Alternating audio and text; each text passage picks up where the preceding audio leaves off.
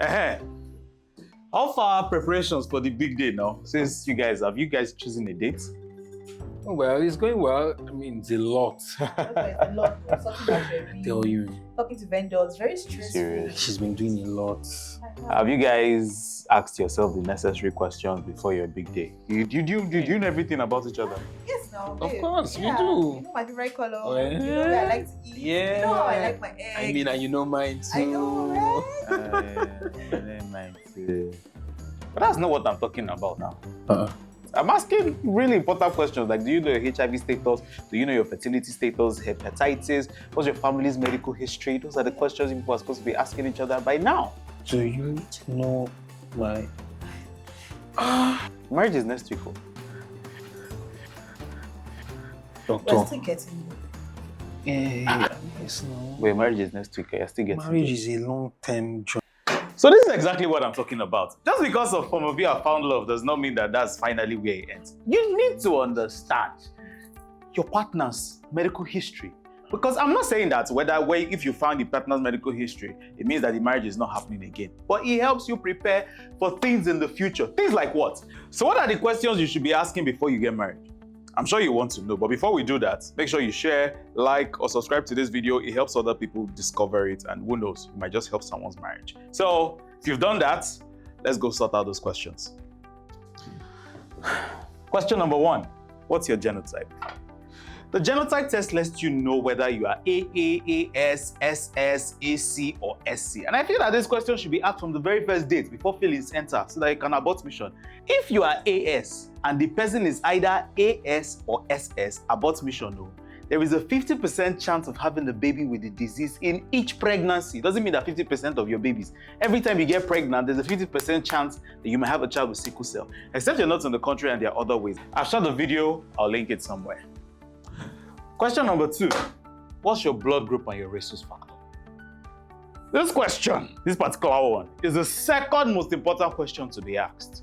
Because if you know your partner's blood group, especially as a woman, it will save you from what is called rhesus isoimmunization blood group incompatibility that can affect your child. For example, if you're O negative and you get pregnant for somebody who is O positive, that's if you're planning to have babies, your body does not really recognize that positive antigen, and so it will treat it like a foreign object. Usually, it doesn't really affect the first pregnancy. But by the time the first pregnancy has happened, probably during birth, some kind of bleeding enters into the woman's bloodstream and the body creates a memory around that positive antigen. When next that woman gets pregnant, it can affect the baby and treat it like it's a foreign body. This will usually lead to hydros fetalis that can be fatal and even lose the life of that child. But of course, your gynecologist is going to ask you this question. But it's also very important that you know what your husband's or wife's blood group and rhesus factor is. Is he O positive? Is he A negative? Is he AB positive? Is he AB negative? You have to know. Question number 3.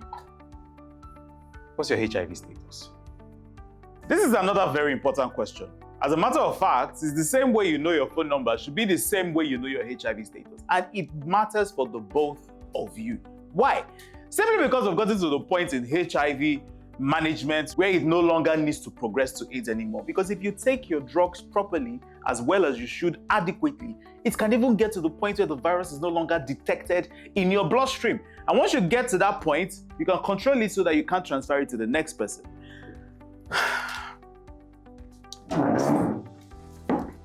But you need to know, right?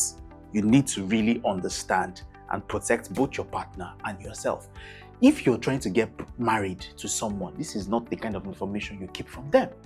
And if your partner is unwilling to share their HIV status with you, I don't think you should go any further with the marriage. I'm sure some of you are here and still you have not subscribed or liked or even... Can you kindly do that, please?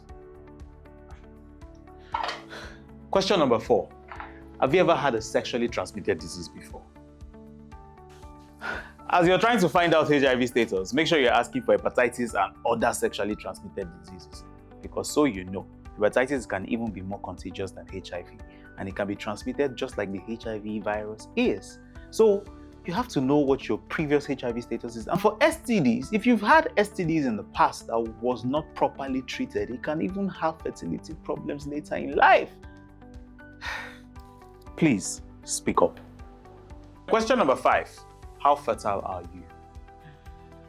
This one might sound out of place, so can even sound strange, say, for weird. Why are you asking that question? But truth be told, this fertility question is a very important question that all intending couples should ask before they say I do. This is very important because fertility issues can be addressed as quickly as possible without the unnecessary psychological or social or emotional trauma associated with fertility. You also need to understand that both parties can be involved. It's not just the woman's fault. Fertility tests for men, sperm analysis to assess male fertility, hormonal check for both couples, FSH, LH, prolactin, testosterone, estrogen, progesterone. For the woman, test for ovulation, do a pelvic ultrasound scan to assess the internal reproductive organs for any congenital or acquired abnormalities. Look, like I said, it's both of you. That's why I'm going to say this. Dear men, sometimes it's not the woman's fault. Sometimes it's you that is shooting blanks. Oga, better go and check your HIV status. You too, go and check your hepatitis status. It's only me.